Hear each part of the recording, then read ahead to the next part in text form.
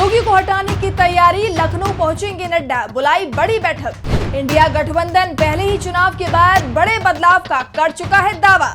UP में BJP को मिली हार के लिए योगी को ठहराया जाएगा जिम्मेदार। लोकसभा चुनाव में प्रचार के लिए सुप्रीम कोर्ट ने दिल्ली के सीएम अरविंद केजरीवाल को जमानत दी थी और केजरीवाल ने जेल से बाहर आने के बाद दावा किया था कि जैसे शिवराज सिंह चौहान, वसुंधरा राजे सिंधिया और रमन सिंह को सीएम पद से हटा दिया गया था, वैसे ही बीजेपी अब योगी आदित्यनाथ को हटाने की तैयारी कर रही है।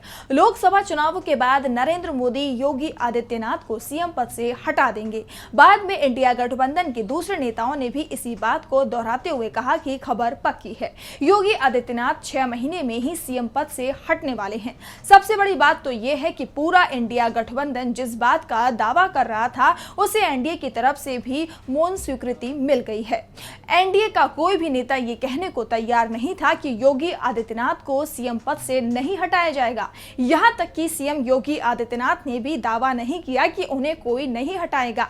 साफ है, योगी को भी इस बात का डर लग रहा था कि जैसे दूसरे राज्यों में सीएम से पद छीना गया है, वैसे यूपी में भी हो सकता है।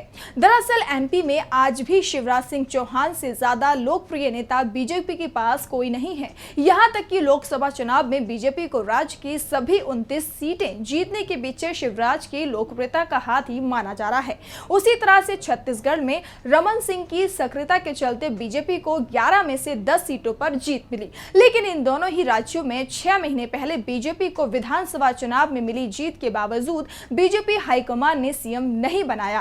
तीसरे राज्य राजस्थान में भी वसुंधरा राजे को सीएम नहीं बनाया गया था। लोकसभा चुनाव में शिवराज और रमन सिंह ने तो पार्टी के पक्ष में माहौल बनाया, लेकिन वसुंधरा खामोश रही। उनकी खामोशी को मोदी सरकार के खिलाफ माना गया और इसका नुकसान बीजेपी को राजस्थान में मिला। उसके हाथ से 11 सीट फिसल गई और इसी के चलते बीजेपी भी केंद्र में बहुमत से दूर हो गई। वैसे बीजेपी को बहुमत से दूर करने का काम यूपी ने किया है। यहां पार्टी 10 साल में पहली बार दूसरे नंबर पर पहुंच गई।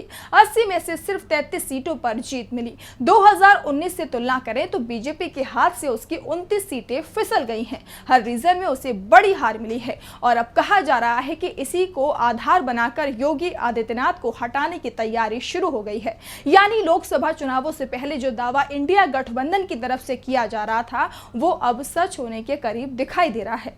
14 जुलाई को यूपी में कुछ बड़ा होने के संकेत मिल रहे हैं। बीजेपी के प्रदेश कार्यकारिणी की बैठक बुलाई गई है। लखनऊ में होने वाली इस बैठक में बीजेपी के राष्ट्रीय अध्यक्ष जेपी नड्डा भी शामिल होंगे। लखनऊ में ये बैठक किस जगह पर होनी है अभी भी वो तय नहीं हुआ है, लेकिन दावा किया जा रहा है कि बैठक का एजेंडा जरूर लगभग तय कर लिया गया है और इस एजेंडे पर बीजेपी की राष्ट्रीय कार्यकारिणी की बैठक में मोहर लगा दी जाएगी। बीजेपी की राष्ट्रीय कार्यकारिणी की बैठक जुलाई के पहले सप्ताह में दिल्ली में बुलाई गई है और साफ संकेत हैं कि इस बैठक में यूपी के चुनाव परिणाम और यूपी के सीएम दोनों पर ही चर्चा होनी है। दरअसल दावा किया जा रहा है कि लोकसभा चुनाव में बीजेपी को मिली हार के लिए स्थानीय कार्यकर्ताओं ने सरकार की कार्यशैली को जिम्मेदार माना है। वैसे लोकसभा चुनावों के बाद बीजेपी हाईकमान भी दबाव में है। सिर्फ 240 सीटों पर बीजेपी को जीत मिली है। हार के पीछे पीएम मोदी को भी जिम्मेदार माना जा रहा है। वो बात अलग है कि पार्टी के अंदर पीएम मोदी के खिलाफ बोलने की हिम्मत कोई नहीं जुटा पा रहा है। ऐसे में कमजोर हाईकमान क्या योगी पर कार्रवाई कर पाएगा, इस पर जरूर सवाल उठ रहे हैं।